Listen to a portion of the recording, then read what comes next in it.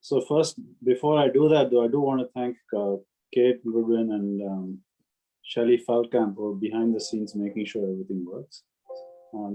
And after that, let me go ahead straight right march in. Welcome to the Communication Signal Processing Seminar. I'm delighted to introduce our speaker today, Venkat Anantharam. Venkat's on the faculty of the ECS department at UC Berkeley, where he's been since 1994. Prior to this, he was at the faculty of the School of Electrical Engineering at Cornell University from 1986 to 1994.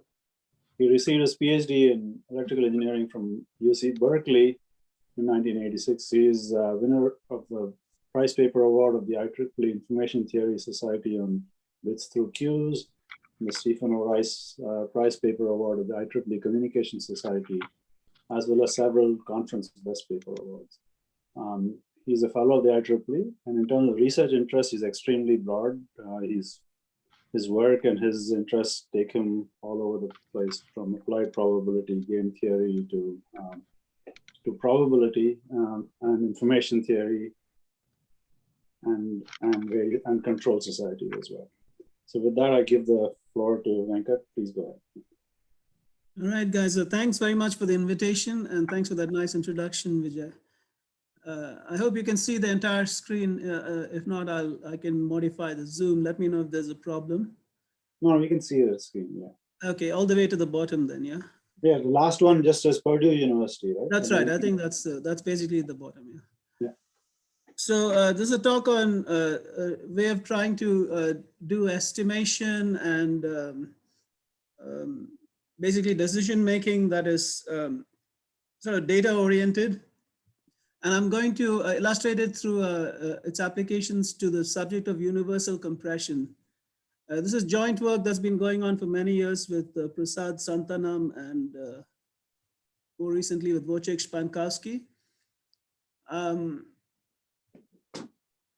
So this is the structure of the talk. Just give you a bit of an overview of what the main idea is. Then I'll illustrate how this idea works in the context of a problem we call the insurance problem, which is basically a tail probability estimation problem. That work is already old. It's published in JMLR in 2015. And then I'll talk about the more recent work on compression. But the overview will give you an idea that this is a way of thinking about estimation problems that is applicable more broadly. So insurance and compression are just two examples of this approach, and one can imagine many more such applications. So overview. So I just want to illustrate the idea through an example.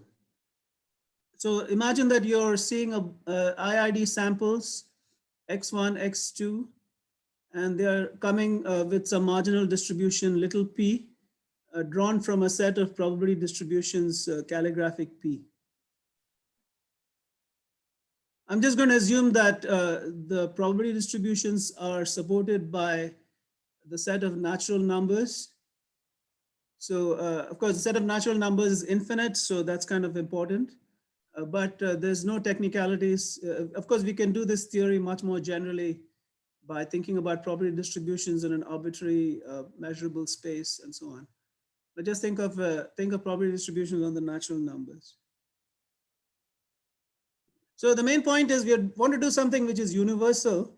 So we are sitting here observing these IID draws, but we don't know which of the distributions little p inside calligraphic p is controlling the observations. However, we have a model that is defined by calligraphic p. So we believe that the little p belongs to this set calligraphic p. So in this toy problem, we imagine that we want to estimate the mean of this sequence, which I write as the expectation of x when little p is in effect. And the kind of question is, for a given set calligraphic p, so some model class, can we do this or can we not do this? That's a kind of question. Of course, we have to define exactly what we mean by what we can do. So there are basically two general ways in which people formulate this problem. One is the so-called strong uniformity, if you like, or strong universality. So as you go along, you see these observations x1, x2, etc. So you can imagine that you're forming some estimate of the mean of the distribution at each time. Call it it's just based on the observations and the fact that you believe that the model comes from calligraphic P. So you form these numbers M1 hat based on the first observation, M2 hat, and so on. So after K observations, you've got MK hat, as you see the samples going along. So the notion of strong estimation is something like this. Suppose there's a fixed time, finite time, capital T, such that this estimate that you formed at time capital T, which is M hat sub T, is within epsilon of the true mean, which of course depends on the underlying parameter P, little p, which you don't know, the underlying probability distribution. Suppose that this is within epsilon of the true mean with some probability. So with probability at least 1 minus delta. And this is supposed to hold for every P in the model class. Then you would say that the model class is sort of, you can do strong estimation of the mean. Strongly uniformly, you can estimate the mean over the model class. This is a standard way of thinking about the problem. So there should be this fixed time at which you have this guarantee for all the underlying distributions. Now, I've just fixed some epsilon and delta here. You can, of course, require that for every epsilon and every delta, there exists a T such that this property holds. So that's actually the kind of thing that we're going to be doing later. But this is just to illustrate the idea of what one means by strong estimable. Another approach is to just think about what you mean by weakly estimable. So here all you require is that for every underlying distribution P in the model class, there is a time such that when you take the estimate at that time, you're within epsilon of the thing that you're trying to estimate with probability at least 1 minus delta. The probability is being computed under the model P, which you don't know. And the mean that you're trying to estimate also you don't know. So if this is true, you would say that the model class admits weak estimation for the mean. These are standard ways of thinking about it. Now, here, of course, the T can depend on P. So the main point that we are basically trying to address in this line of work is to address the fact that both these notions are actually kind of problematic. So the strong notion is problematic because it's too restrictive. There are not too many model classes. I mean, the set of model classes calligraphic P, which admit a strong estimability, is obviously smaller than what you would get if you had a more generous notion of estimability. And it can often be too restrictive. So it's not enough to give you good modeling flexibility. So we view that as a problem with strong estimability. The problem with weak estimability is that we don't really know when our estimate is good enough, because we know that for each P there exists some time T such that you can estimate to within epsilon with probability at least 1 minus delta at that time. But what is that time? We don't know what that time is because we don't know what the underlying P is. So we really don't know when we can give you this guarantee. We know that there's some time at which we get this guarantee, but we don't know when, how to pin it down. So our approach is something we call the data-derived approach. So in addition to the estimator, we also introduce a notion of stopping time. Stopping time is a time that is based on the observed sequence. So we know as we observe the sequence at what time to stop. Let's call that stopping time tau. So we insist that the stopping time has to be finite with probability 1, irrespective of what the underlying probability distribution is. And then we say, okay, at this stopping time, and we return the estimator at this stopping time, it has to be within epsilon of what we are trying to estimate with probability at least 1 minus delta. So this is a data-derived approach. That is, we also introduce this notion of a stopping time which has to have these properties. And then what happens when we do this is we kind of figure out when the estimate is good enough. Even though we don't know what the underlying P is, based on the data itself, we can say, hey, now the stopping time is expired.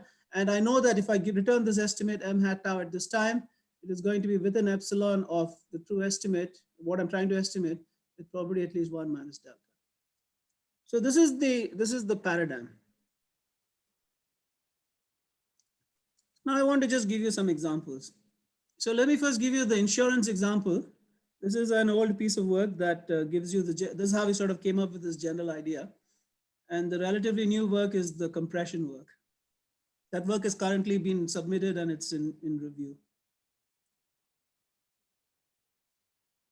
So the insurance problem actually I was originally motivated because of this beginning of the cybersecurity insurance industry. It was many, many years ago when Prasad was a postdoc here with Martin Wainwright. And at that time, the insurance industry was just in its infancy, but now it has actually become fairly serious. And the idea there is it's very different from traditional insurance. In traditional insurance, people have got lots of data. For instance, in life insurance, they have got decades or centuries of data of how people tend to die, why they die, and all that. And based on that, they can build models for how the risk of somebody of a certain age with certain, say, physical characteristics or living in some particular place, the risk of their actually dying. And they can set their premiums based on that.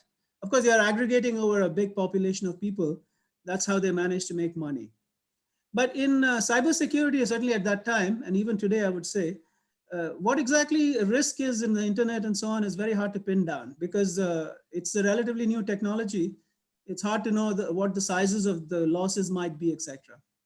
So we thought it might be interesting to use a model agnostic framework where you're dealing with some non-parametric view of insurance, where instead of having a fixed model for the probability with which some bad event occurs, you have a model class, and that's how we came up with this idea. So our framework is the following in the insurance context. So there's a loss distribution which we think of now as belonging to a class of distributions. You can just think of the losses also as being integers. Throughout the talk, every probability distribution is supported on the non-negative integers. I mean, on the natural numbers, sorry. Okay. So the point is this, what the loss distribution is not known to the insurer because there's not enough history to build a decent model, let's say. And we're going to assume IID losses over time.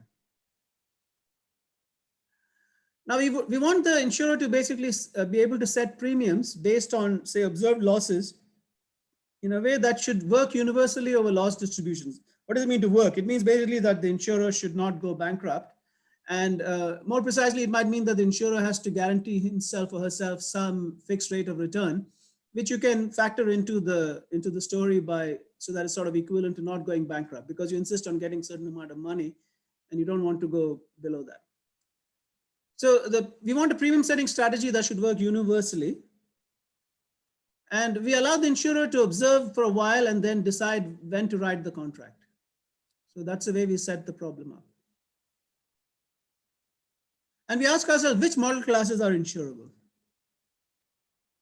So insurability, if you think about it, is basically a problem of tail domination for a sequence of random variables. So what is the tail domination strategy? So you have observed n. Here I'm setting it up with the real numbers, but actually it should be integers raised to the n. Maybe that's a typo. So this is natural numbers raised to the n. So you've observed a sequence of n losses so far, and you're going to set a premium, which might be a real number, or might as well be an integer, I suppose, a natural number. So this is basically a way of deciding a number which you sort of have a decent guarantee is bigger than the tail behavior of the underlying random variable. That's what we mean by a tail domination strategy. More precisely, we want that after you have observed enough to decide to write a contract, the chance of getting a loss that is bigger than this tail bound that you believe is going to be reasonable at any time n that after you write the contract should basically be small. The total probability of that, so to speak, or the probability of any such event happening should be small. So this is insurability is basically equal to tail domination. Now in insurance, what happens, of course, is if you charge a premium and the person doesn't come to you with a loss, then you've made some money. But you can build up, you can think about the built up excess from all the past premiums after the claims have been paid out and just subtract that out from the amount by which you're trying to dominate the tail, sort of basically equivalent problem because you can adjust by the amount that you've already made. So it's basically a tail domination problem. So now let's define what we might mean by strong insurability of a model class. Then we'll define what we mean by weak insurability. So these would be standard notions. And then we'll discuss what this data-derived approach brings to the table. So what would it mean to say that a model class is strongly insurable? This would mean that there has to be for every, we are going to want to be insurable so that for every eta, however small, you have a guarantee that you don't go bankrupt with probability more than eta. So we're going to insist that for every eta, of course you can do that for a specific eta if you like, but our definition was the following. So we would say that a model class is strongly insurable if for every positive eta, you can come up with a tail domination strategy, namely a ways of setting premiums in effect or ways of estimating the tail. And there should be a time, this is the time at which you would enter the contract, which of course depends on your eta, which has the property that irrespective of what the underlying loss distribution is, for any time, the chance that after this, any time n after this time at which you entered the contract, you end up incurring a loss which is bigger than your tail bound, the chance of that should be less than eta. And this should hold uniformly for all P and P. So if something like this was possible, we would call the class strongly insurable. So this is like the strong estimation idea. Now, actually, we haven't thought about this very much, I must say. It's interesting perhaps to characterize strong insurability, etc. We are basically interested in the data-derived notion, but I would tell you a couple of things about this. So one sufficient criterion for strong insurability is if the model class is tight. So tightness is a standard notion in probability theory. It shows up in the theory of weak convergence and so on. So a class of probability distributions is called tight if for every epsilon positive, you can find a bound capital K so that uniformly over the members of the class, the probability of the random variable exceeding this K epsilon is less than epsilon. So it's like some kind of uniform tail bound for every tail probability size. A chance of being above this level is less than epsilon. So tightness basically implies strong insurability. That's not hard to believe. Because it's sort of getting some kind of uniform bound on the tails. But I should say just by the just for information that this is not a necessary condition. You can actually have strong insurability even for model classes that are not tight. Here's a simple example. Suppose I look at all the uniform distributions on some fixed numbers, say 1 to say 2n. Then what you can do is you can observe basically about log of 1 over eta samples. And once you do that, you have a pretty good idea of what this largest value, possible value is 2n. You can basically, the chance of not getting at least, to half that level is rather small after a certain number of samples. So you can basically set a bound that works based on the largest sample you saw so far and just double it and you'll be okay for this class of distributions. This class of distributions is not tight, but nevertheless, it's strongly insurable. So it's kind of an interesting problem perhaps to characterize strong insurability, but I must say we haven't thought about it. Okay, what is weak insurability? Weak insurability would be like the weak version of that strong notion. So we would say a class of loss distributions is weakly insurable if for every eta positive, you can come up with a tail domination strategy. Remember, the tail domination strategy just depends on the data, the observed losses. It does not have knowledge of the P, okay? So just trying to set this tail bounds, which has the property that there is a time which depends not just on eta, but also on the underlying P, so that when the data is coming under P, the chance that after this time, you end up going bankrupt, that is that there is a loss which is bigger than your tail bound, is smaller than eta. This should be true for every eta.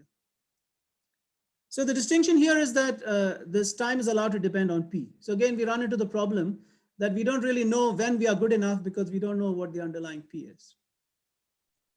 So we decided to study this. Okay, by the way, I should say that the recent work of Changlong Wu, who's a student of Prasad, seems to indicate that being a countable union of tight classes is a characterization of weak insurability. Again, we are really interested in the data-derived notion. So here is our data-derived notion that we studied. So we introduced this idea of a stopping rule, like in the general paradigm. So in this context, you're getting basically a sequence of integer valued losses or natural number valued losses. And so a stopping rule is basically a decision as to when to enter into a contract or not. So you can think of it as a function that is applied to finite strings of natural numbers. And when it returns 0, it's basically saying don't enter contract yet. Once it returns 1, it has to stay at 1, because once you enter the contract, you can't back off. So it has a property that if tau is 1 for any prefix of y, if for any x which is a prefix of y, then tau of y will also have to be 1. So such a thing we'll call a stopping rule. We'll insist that you have to enter with probability 1. So irrespective of what the underlying loss distribution is, you have to basically enter contract at some point. So that's this property. And we will call the model class data-derived weak insurable, or just data-derived insurable if you like. But this is like a refinement of the weak notion, so we sometimes carry the weak in the notation, in the terminology.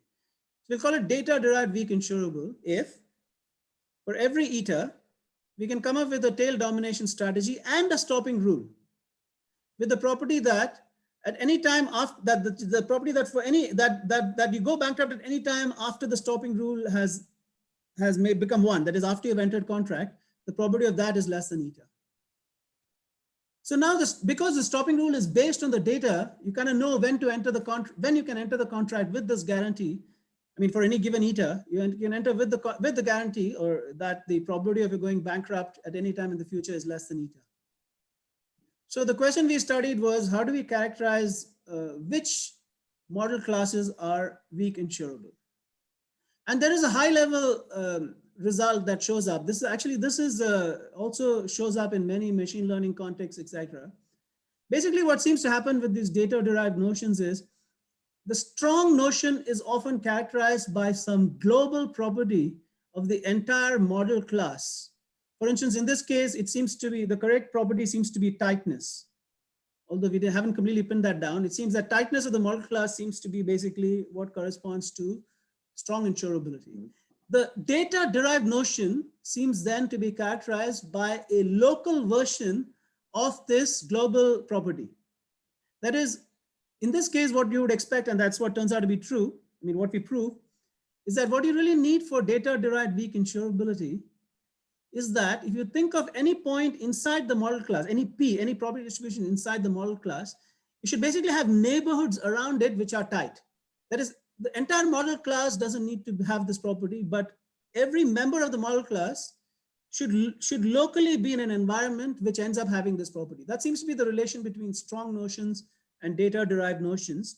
We also find that in our compression analysis, and people have found similar things in many machine learning kinds of contexts where they're doing sort of roughly related things. There's some work on what's called structural risk minimization. There's another framework called algorithmic luckiness. All these are ideas in machine learning that people try to sort of essentially regularize or try to decide how to hedge for the complexity of the model class in a way that is data dependent. They use basically a penalty for the complexity of the model class that depends on the data as you go along. And the reason why we are doing this work is related to that viewpoint in machine learning, which is to not settle on the model class beforehand, but to try to build it based on data. That's how they do it. The way we do it here is, of course, we are settling on the model class, but we are setting up a paradigm which is based on the data. So it also, basic goal is to allow for richer model classes, which is what we're able to do. So now in this question, there was a question. So Lei, go ahead. Yeah. I'm sorry, what's the question? Thanks, Peter. Hey, Venkat, I have a question. So how is the tail domination strategy related to the insurance premium charge? Like if we have that strategy, how that translate to like how to enter a contract and how much we should charge? I think that was mentioned a few slides ago. The idea is simply that if you're doing insurance, you might be making money as you go along, right? Let's say that you've entered contract and you've been charging some premiums and you haven't got any loss so far. So you've built up $100,000. So what you can do in effect is you can just subtract your tail bound. You can just subtract the $100,000 from that, and that's the connection. That's all. So the premium amount is determined before we look at the problem? No, we have to decide the premium as we go along. So we would decide the premium to be the tail bound minus the amount of money that we've made, because all we want is, let's say that all we want is not to go bankrupt. So if we have already built up some money in the bank, we can subtract that from the tail bound to decide what our premium should be. Oh, okay. Thank you. It's just a simple one-to-one mapping. So Venkat, I had a related question to what you had mentioned a short while back. So in some sense here, the model class is, the model class is fixed, but there is no, inherently there doesn't seem to be a notion of complexity. But suppose I say I have a sequence of problems and I don't know how to formulate this. It may be a very poorly stated question. Please mind. So say I want only looking at finite, so here your alphabet sizes, for example, it's countable, right? Suppose I say I'm only looking at finite alphabet distributions, and I want to do, my problem is out of it, but somehow I'm allowed to look only at these distributions. And I look at a sequence of these problems, and that that goes through your model class. So in some sense, I have a complexity constraint on the model class. Is there some way to consider your results in that context? No, I think we've got a particular way of looking at the problem, where we fix the model class and we then try to decide whether it's amenable to this particular way of estimation. And all I was saying is that it's connected in some general philosophical sense with the way people in machine learning change the model class as they go along. But we haven't attempted to formalize that connection. But they're both addressing the same issue, which is to try to deal with more complex model classes. So I don't think that's a very, we have not formalized the connection, but I expect that one wanted to, one could formalize it. Okay. No, my question is also ill-posed in some sense. I don't know what the right question is in some sense. But yeah, the way people in machine learning study it is going back to Vapnik, etc. There are ways of trying to impose complexity measures on the model class that you're working with. And traditionally it has been done in a fixed way. And now over the past decade or so, or maybe slightly longer, there are various people trying to impose the penalty in a way that is data dependent. Okay. So that philosophy has some flavor of what we are doing. That's all the comment was. But we've not attempted to formalize the connection. I expect there would be, but we haven't really thought about it. Might be interesting direction. Thank you. Yeah. Okay. So so now let me tell you what the result was here. This is already old work. So we characterized data-derived weak insurability. And here's the main theorem. So we have a notion of what we mean by a probability distribution, what we call it deceptive for tails. And basically it's a tightness property. So imagine the following picture. Here's the picture. Okay, so imagine that there's a element of the class calligraphic P, namely little p. Think about an L1 neighborhood within little p, within calligraphic P. That is, you intersect this usual L1 neighborhood with calligraphic P. So now we would call this little p deceptive for tails. If for every L1 neighborhood intersected with calligraphic P, that is, however small it is, that neighborhood is not tight. That is, you'll be able to basically find some elements in there with tails that, for some tail bound, you'll be able to find a family of guys whose tails go out all the way to the right. That's basically what it means for a probability distribution to be deceptive. So the question we ask is, for each P in little calligraphic P, and for any given neighborhood around it, we ask among all the Q which are in this neighborhood, can we bound the delta percentile, 1 minus delta percentile of Q uniformly? If you can do that for all delta, then we basically got a tight neighborhood. If you can't do that, then we're in trouble. And that's a complete characterization. So basically our theorem is that calligraphic P is data-derived weak insurable if and only if every element in calligraphic P is not deceptive for tails. That is, every element P must have its own local neighborhood within which it's sort of all the guys within that local neighborhood become tight. This is already published long back. This is a general flavor of what seems to happen within the context of our theory. So now let me just give you some sketch of how what goes into the proofs. So one of the key innovations in the proofs was to work with something that people call the Jensen-Shannon divergence of two probability distributions. So it's derived from the traditional information divergence, but it's a symmetrized version of it. So if I have two probability distributions P and Q, I take the relative entropy or the information distance of P from the average, and I add to that the distance of Q from the average. So this is the traditional information distance, and or Kullback-Leibler distance or whatever. This is a Jensen-Shannon divergence. Now this has some nice properties. First of all, the topology that it defines is the same as the L1 topology, because you can bound it above by some multiple of the L1 norm and bound it below by some square of the L1 norm, multiple of square of the L1 norm. So basically it defines the same topology as the L1 topology. But the main property it has, which is kind of magical, it has something that is almost like a triangle inequality. So this is one of the key technical things that goes into our proof. So if you have three distributions P, Q, and R, then you can actually bound the square of the Jensen-Shannon divergence between P and R, essentially by the sum of the Jensen-Shannon divergence between P and Q and R. So this is not really a triangle inequality, but it has the ability to serve as a triangle inequality, because it kind of, it means that if these two guys are small, then that becomes small, etc. Or if this guy is big, at least one of those two guys has to be big, and so on. So you can sort of use this in similar ways, even though it's not a triangle inequality. So this is one of the key ingredients in the proof. Now, the proof, of course, has to have two parts to it. So there is a necessity part and a sufficiency part. The necessity part is actually not that difficult. So let me first sketch the necessity part.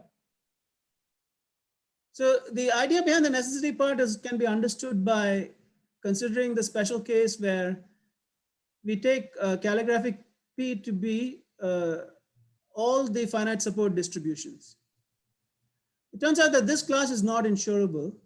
And the reason for that, reason why it's not insurable illustrates why the way the sufficiency proof, necessity proof works. So basically, we can show that this class is not insurable by showing that all schemes fail with probability at least 1 minus 2 epsilon. So within this class, there's one particular probability distribution which is always giving 0 probability 1. And then for every epsilon you can find, and every L, you can find a probability distribution which gives 0 probability 1 minus epsilon. Think of epsilon as being small, and gives L probability epsilon, and think of L as being large. So this represents loss. So this is like a nice distribution which never causes any loss. This is a distribution that almost always causes no loss, but rarely causes a loss, but the loss can be huge. So of course, these are finite support, all finite support distributions. So all these are valid members of this class of probability distributions. Now, the point is, insurer has got to watch the observations for some time and then decide at some point to go into contract, and then it has to start setting premiums. So suppose that the insurer keeps on seeing 0 loss, 0 loss, 0 loss, 0 loss, 0 loss. Well, at some point, call it N, it has to enter contract, because it's supposed to work for every single probability distribution calligraphic P. It has to basically, the stopping time has to be finite with probability 1. So even after a very, very large number of zeros, even though it's not sure what's exactly is going on, it has to enter contract. So it'll enter, so it has to do that because it has to enter with probability 1 even when this is enforced. So now it's very easy to see what goes on, right? Now, suppose you've entered contract at some time. And what are the strategies? There's some N at which you enter contract for the sequence of all zeros up to that point. Now define capital M to be E minus 1 times N. E, of course, is 2.7 something, 2.78, blah, blah. So M is bigger than N. And consider a number L, which is bigger than the largest premium that the insurer would set over this entire set of observations. Where suppose it was always seeing 0, it would be setting some premiums, and take L to be larger than all those premiums. So now, in that case, when you have a long string of zeros and then this loss L, basically every one of these strings will bankrupt the insurer. And you can find that under this probability distribution, which uses L with probability 1 over N at E, you get bankruptcy probability lower bounded by this, which can be further lower bounded by 1 minus 2E. So this is how the lack of tightness, local tightness, somehow enters the necessity proof. It's possible for you to fool any scheme whatsoever by making it believe that it's sitting at the center of this ball, but inside that ball, however small it is, there is some other distribution which has got an enormous tail, and that guy is going to screw you. So that's essentially the nature of the necessity proof. It's actually the easy part of the proof. Now, sketch the sufficiency proof is much more interesting. So here's how it goes. So we have now assumed that we have got these local balls which are tight. I mean, which around each P there's a ball, L1 ball of positive radius, and for which, for every percentile, there is a universal upper bound for all the Q that lie inside that neighborhood. So we will call such a ball, the radius of such a ball, the reach of this P. So it's a small ball in which we've got this property that we want, this local tightness property. Now, L1 is a separable metric space. So it's something called, it has a property which is called Lindelof. People may not have encountered it, but it's basically a version of compactness where you have countable unions instead of finite unions. So if you cover P by all these balls, you can cover them by countably many such balls. So countably many reaches. So now, as the insurer is observing its observations, it can compute the empirical distribution of these observations. And that's like a proxy for the underlying loss distribution. And at some point, this will enter basically the union of this countable collection of reaches, because they cover the entire space. So there's going to be some ball at the center of which starts to look to you like it might be a reasonable choice to make for your belief that the loss distribution is controlled by that thing. And basically you have to decide whether to accept that belief or not. And the question is it reasonable? At what point? So the technicalities are in just deciding at what point to accept that you've been trapped by a ball which it looks to you as if you belong to. Now, this is where the Jensen-Shannon divergence enters. So the situation is something like this. The true distribution is P. You don't know what it is, but you're getting you're seeing the empirical distributions, and they're of course going to get closer and closer to P. But at some point, it may look to you that you belong to one of these reaches of something called P prime. That is, you've got this countable collection of reaches that covers the space. Of course, the centers, the P may not be one of the centers. There's a bunch of centers that are covering, corresponding to the balls that are covering the space. Your empirical distribution now, it looks like it belongs to one of these balls. The question is, do you want to believe that the distribution is P prime and start working with that? Now, if P is within the reach of P prime, that's good enough, because because of the tightness property of the ball around P prime, working with setting premiums as if you're being controlled, as if the information being controlled by P prime is not too bad, if P is within the reach of P prime. However, if P is not within the reach of P prime, you might end up getting screwed by P if you start believing that the distribution is P prime. So you have to decide somehow, how can you sort of control this? And the main idea is shown in this figure. The point is something like this. Because of that almost triangle inequality property of the Jensen-Shannon divergence, if you have a P prime for which the empirical distribution Q is close to P prime, and if the P is far away from P prime, then the Q must be far away from, then the Q must be far away from P. So that means the probability of seeing empirical distributions that get you trapped by a center which is far away from the true distribution is small, because the empirical distribution itself will be far away from the true center. So this little picture here basically illustrates the key idea behind the sufficiency proof. Of course, papers been published, etc., so you can read the technical details. Now, this is just setting the stage. We've got a bunch of examples, etc. So class of all finite support distribution not insurable. We already saw that. Turns out that if you look at uniform distributions over finite ranges, then it's insurable. Monotone distributions, that is distributions which are decreasing with finite entropy, is not insurable. If you look at distributions with uniformly bounded mean, it's insurable, but the class of distributions just a finite mean is not insurable, etc. Now I want to get to what I really want to talk about, which is compression.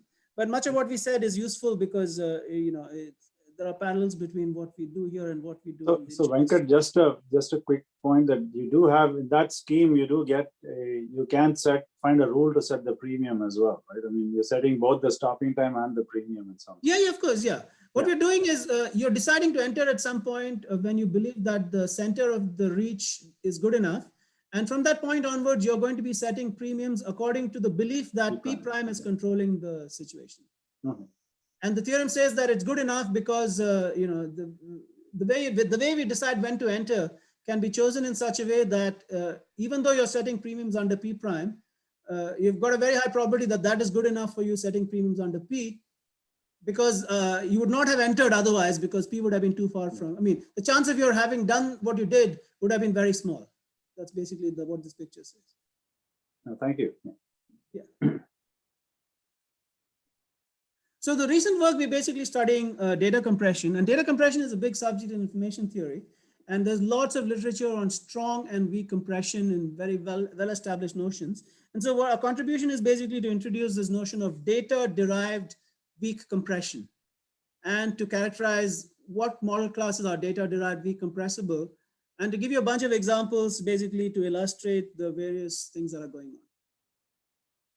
So the traditional notion of compression, of course, means, you've got some observations, some string of observations, you convert it into a bit string, and then you look at the expected length of the bit string, etc. Right? But it turns out you can do all that stuff just within, without discussing bit strings. You can do it in the context of probability distributions. So this definition is equivalent to all the definitions that you see. So a class of probability distributions, we'll just define it to be strongly compressible if there exists a probability distribution now on infinite sequences. This is no longer IID, okay? This is just a probability distribution on natural numbers raised to the infinity, if you like, which has the following property, that if you look at the, this is sort of like the empirical relative entropy type object. So the expected value under P of log P of xn over qxn on a per symbol basis, you take the supremum of that over all P, then this should go to 0 in the lim sup sense. So the existence of such a Q is equivalent to this model class being strongly compressible. And the way you can understand that is you can think about log of 1 over Q of xn as being a proxy for the length that you're using for the empirical sequence x sup n. In which case, what you're computing is basically the thing that is sort of like, this is sort of like the redundancy associated to using what's called the redundancy. It's sort of the excess number of bits that you're using on a per symbol basis.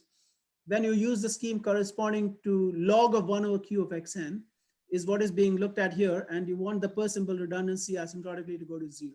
That's strong compressibility. So we'll just take this as our definition. So it's just a rephrasing of the requirement that the compression redundancy go to 0 asymptotically, uniformly over distributions of class. What is traditionally called weak compressibility can also be described in this language. So you can take this as a definition. So model class is said to be weakly compressible in our definition if there exists a probability distribution Q with the property that for every single P, this asymptotic redundancy goes to 0. And this is equivalent to the traditional notions of weak compression. There's a theorem of Kiefer that actually makes this connection. We've got this paper, I think, which was shared with you. Prasad did not put it on the archive for whatever reason. The submission was already done several months ago.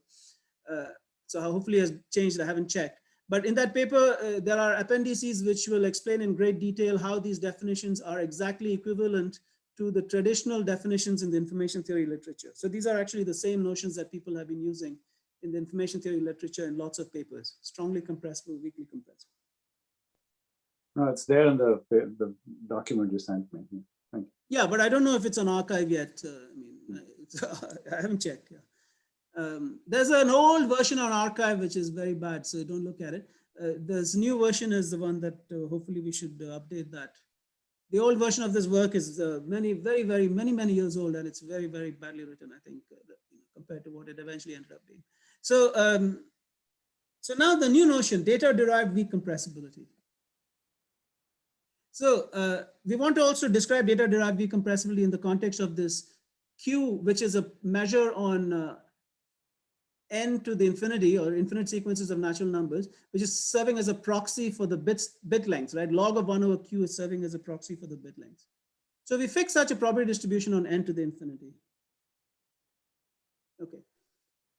So this is a bit of a mouthful. So we have a notion of what we mean by saying that a stopping time is delta premature for any delta positive at a given sequence. So it's like you're seeing a sequence, now it's a sequence of symbols, x1, x2, x3, etc., also from natural numbers. And think of a stopping time of that sequence. So we will say that this stopping time is delta premature at this sequence for the underlying probability distribution P, if it ends up stopping at that sequence, but the per symbol redundancy, so to speak, if you ended up using the distribution Q to compress, then the underlying distribution is P is bigger than delta. So this is kind of like a bad thing to do, because if you decide to use this, if you decide that strings of this length L are things that you should be compressing with this underlying Q in future, then you'll be paying, so to speak, an average per symbol redundancy, which is larger than delta. So that's bad.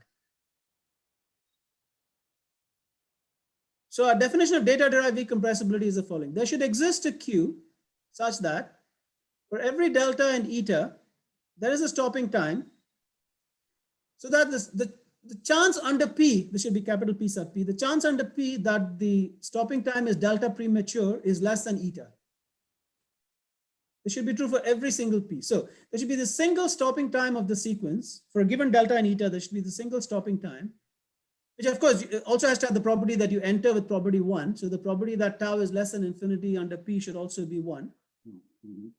But this stopping time should have the property that for the given delta and eta, the chance of it being delta premature is less than eta, irrespective of what the underlying P is.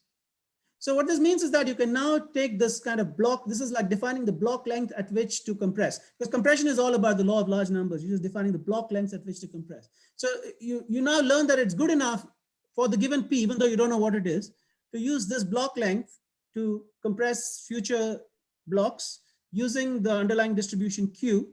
Remember, Q is not marginal base. It's a joint distribution on strings. And you'll be making basically having a per symbol redundancy of at most delta with probably at least 1 minus eta. So this is the notion that gives you a sort of a grip on the weak compression notion by giving you a concrete guarantee that the redundancy with a certain probability is not bad. So again, the value of the data-derived notion is the following. It's basically a way of improving the notion of weak compression. So pointwise notions or weak notions have the problem that we cannot tell from data whether we're doing well in general. So we basically want to be in a situation where we can tell from the data that we're doing well enough. And what we're doing here in effect in this data-derived, this pointwise consistency is a general terminology, but here it is for the weak compression. In addition to this weak compressibility, we for a given confidence, we have a stopping rule which stops universally. And we know that once it stops, the scheme starts doing well with confidence at least 1 minus eta. Okay. So here's our theorem. The theorem again is that there is a kind of local notion of the global notion that you need for strong compressibility that ends up being important.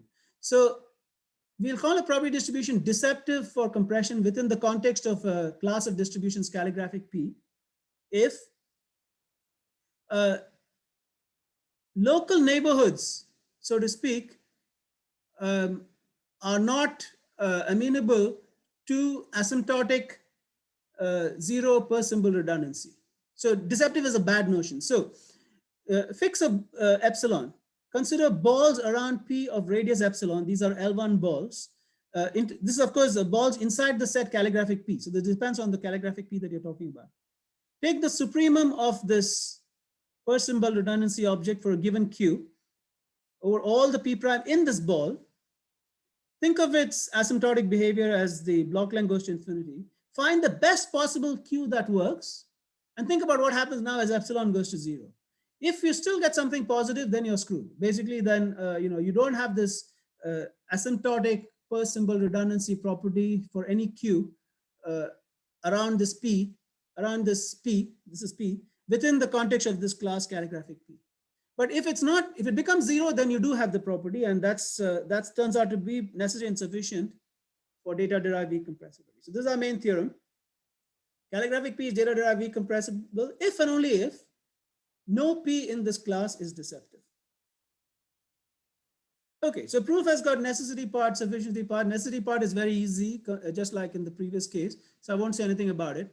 Sufficiency part is very similar in some ways to that in the insurability theorem. Of course, there's lots of technical details, so it's all written up in the paper. But the basic idea again is to exploit this Jensen Shannon divergence almost triangle property idea. So if you have, if you know that every P in P is not deceptive, then you can find some epsilon that for any given delta and eta, you can find an epsilon which depends. Actually, we've done this here apparently only for delta. We took eta equal to delta in this. So take eta equal to delta in this. Okay. So for any given delta, you can find an epsilon, positive epsilon, so that the ball around P of that L1 radius has the property that that you can find some Q. I mean, actually, rather, you can find a Q such that for every delta, there is an epsilon P delta, so that the ball around P of that radius has zero asymptotic per symbol redundancy. So therefore, you can find some N so that that per symbol asymptotic redundancy becomes less than delta. So you can basically get this notion of reaches associated to each P. And it essentially means that you're treating the center as if, treating QP as the way to compress. That is, you're sort of believing that the center is controlling the data turns out to be good enough as long as you don't stop too early. And deciding when to stop can be done in a reasonable way because of that triangle inequality property. So that's all I wanted to say. Now I would like to end. I would like to give you a whole bunch of examples. I don't want to go too far, so I'll try to stop in about 4 minutes or so, maybe. Leave time for questions. But all that's left now is to just tell you how this thing looks in terms of all the notions that we've defined. So here are a few. We studied a lot of different examples to get an idea of what's going on. So there's a class of U infinity, which is all the finitely supported uniform distributions. So this class, it turns out, is data-derived weak compressible, but it's not strongly compressible. So this kind of proves that, our notion is not something stupid. So there are actually things that are data-derived weak compressible, but not strongly compressible. There are also model classes which are weakly compressible, but not data-derived weakly compressible. For instance, class of all distributions with finite mean. And also the class of all monotone distributions with finite entropy turns out to be weakly compressible, not data-derived weakly compressible. There are also classes which are strongly compressible, of course. For instance, monotone distributions with finite entropy, with uniformly bounded second moment, etc. So I just want to show you a picture here. We also studied insurability. So we decided to study how insurability relates to all these notions. So this is the landscape of everything that we've done so far. So the green box is the strongly compressible model classes. The light blue box is the DWC model classes. This big box is the weakly compressible model classes. Then we also studied in the insurance problem, the insurable model classes, that is the tail estimation type model classes. So it turns out we can prove that data-derived weak compressibility implies insurability. So this blue box is contained inside the insurable box. The green box is, of course, contained inside the blue box because strong compressibility is stronger than DWC. There are examples that are in the blue box but not in the green box, like this U infinity, something else, which I'll say a word about if I have time. There are examples which are weakly compressible, which are not data-derived, like these two guys that I just said. But there also turns out that there are examples which are insurable, but not DWC, and are all, insurable and weakly compressible, but not DWC. Then there are examples which are insurable, but not even weakly compressible. So data-derived weak compressibility implies insurability is quite easy because this the local property that we need for DWC, which is that you're not deceptive in this asymptotic per symbol redundancy sense, implies that you actually have tight local neighborhoods. So the necessary and sufficient condition for DWC implies that condition that is necessary and sufficient for insurable also holds. So DWC implies insurability, and strong compressibility will therefore also imply insurability. This class of uniform distributions is basically distributions that are uniform over some finite set of integers. And that class is insurable, but not strong compressible. And it's not strong compressible because you can partition the natural numbers into a countable union of disjoint sets. You can find probability distributions that are uniform, which give property 1 to any one of these sets that you desire. And that's enough to show that you can't get asymptotically 0 per symbol redundancy. It's DWC, in fact, in a rather trivial way, because around every uniform distribution, there's an L1 neighborhood that doesn't contain any other uniform distribution. So this is kind of a stupid way of being DWC. That's why we came up with a new class, which we cobbled together from uniform and monotone, which turns out to be also have these properties, which is insurable and DWC, but not strongly compressible, but which is where the members are not isolated. I'm not going to say anything more about this class. It's all in the paper. Weak compressibility doesn't imply insurability, like for instance, the class of finite mean distributions. it's not insurable, but it turns out that it's weak compressible. So it's weak compressible. Basically, if it has finite mean, it ends up having, you can basically use this distribution as something whose log basically gives you an I. So you get something that basically works for key first condition. M infinity is a similar class. M infinity is a monotone class. So here also basically you can find a distribution that verifies weak compressibility via key first condition. Then we had to come up with some more interesting classes to show that insurability does not imply weak compressibility. So here's a funny class which we came up with. We partitioned the integers into some groups of this is size 2, size 4, size 8, etc. We consider probability distributions where we have support on exactly one element from each of these partitions. And from the ith partition, the probability that we give is 6 over pi squared I squared, which adds up to 1. And this class of distributions, it turns out, is insurable, but it's not weakly compressible. And then we came up with another interesting class of distributions, which is insurable, weakly compressible, but not DWC. And this is also constructed from some partitioning of the N. This has a very interesting property in this class that there's only one deceptive distribution in this class. So what this means is that if you take out that deceptive distribution, you're left with a class which actually is DWC. And the one distribution by itself is, of course, DWC. So if you put two DWC classes together, the union can be not DWC, which is kind of interesting. And I'm done. So I have a few minutes for questions, hopefully.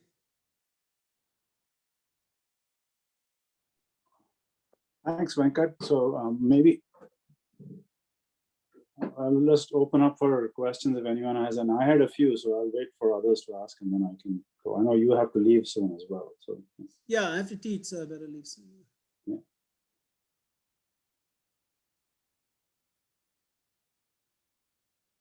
So Vaichi, first let's thank you for some talk. And then,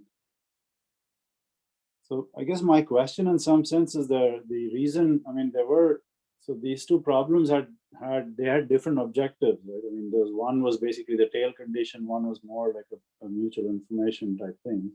And there was some connection between them. But could you think of a setup where you want to get this weak, any of the strong or the weak notion or the data driven for multiple objectives? And how would that be, how could you think about it? Yeah, I mean, you can imagine various formulations. I mean, you could have loss. I mean, certainly for well, multiple is a different story, but you know, in general, both these are they've got some notion of what it means to be bad, or there's some notion of a loss of some sort, and you're trying to make sure that that loss is within tolerable amounts up to with a certain probability, right? So in that sense, you can formulate things like that. Any situation where you have multiple objectives is, of course, far more complicated, and people have traditional ways of dealing with it, like, you know, they use some either some min-max approaches or some Pareto type approaches or whatever, or they talk in terms of regions and so on, right? So of course one could imagine doing all those sorts of things. Mm-hmm. So I feel that the interesting thing to do is you know, is concrete things with specific goals in mind. And both of these are within the framework of a general paradigm where you just have some loss objective of some sort, which you can think about meeting in a strong universal way or a weak universal way. That's how people would traditionally think. And what we are proposing is to have some more operationally relevant, data-driven way of achieving whatever your objective might be. The second question I had is, I mean, I guess for technical reasons, you stuck to countable spaces. What happens if you go beyond that? I mean, so is there, nothing? Yeah, I don't think there's any, I mean, as long as you have this Lindelof property, I don't expect any big problems, right? Okay. We did, I mean, we depend a lot on having just a finite, accountable number of reaches that cover the space. Mm-hmm. That's not, it's not necessary for us to work with distributions on the integers for that. So I expect much of this can be generalized quite broadly if one was interested in doing that. But the Lindelof property seems to be necessary for what we are doing. Things like the information divergence, of course, are extremely broadly understood, right? I mean, you don't. Yeah. It's And so Jensen Shannon divergence will continue to have the properties that we want. So I don't expect any I mean, I expect that there's a lot of generalization that one could do if one wanted. Yeah. Well, thank you. So are there any other questions? It's sort of open to everyone to ask questions. And maybe I can ask a quick question. Yeah, go ahead, please. Yeah. Hey, Venkat, thanks a lot for this very interesting talk. So I think your results shows a fundamental existence, whether we can find a stopping rule which will guarantee the property. I was wondering if I want to construct a specific stopping rule with minimum number of samples, like in terms of sample complexity. Can you comment on that as well? Yeah, I don't think we've actually studied that. We have a specific concrete stopping rules in the paper. I think we have optimized them only to the extent of some constants, right? I mean, what we're doing is roughly based on some way of ensuring that the probability of making the wrong decision by going to the wrong center is small enough. For that, we use some tail probability bounds on how far away an empirical distribution is from the driving distribution. And we haven't attempted to optimize that. But if you use that particular approach for building stopping rules, then all we are losing, I believe, was something like a constant in the right place. I mean, I'm not don't remember exactly, but maybe it's a constant in front of the stopping time. But your question is more broad. I mean, just, you might imagine entirely different ways of coming up with stopping rules that are not based on this particular way of doing the proof. What that space of options will buy you, we have not thought about. I mean, that's certainly an interesting question. So we haven't even, yeah, sorry, go ahead. Oh, yeah, just want to see any work looking at the sample complexity side of the problem. What will be the minimum? I don't think so. I mean, there's nobody else doing this, right? I mean, we just came up with this. We just came up with this idea, and people are addressing this general idea of trying to, have models with tractable model classes with high complexity. But everybody, different people have got their own ways of approaching that. Like the machine learning community has a different way of approaching it. So the only people who are doing this, I think, are Wojciech, me, and Prasad, and we haven't thought about it. Yeah, it seems a very interesting problem to looking at the sample complexity as well. So, very interesting, I suppose. Yeah, I mean, but we haven't gotten to that yet. Sure. Thank you. Thanks a lot. Prasad has been doing a bunch of things that are related, by the way, with his student Chung Long, and there's some papers in ISIT and some of the learning conferences. They are also have along the similar paradigm of using stopping times, etc. So some of the literature might also answer some of these questions. Sure. Yeah, I'll check that. Thanks. Any other questions from anyone else?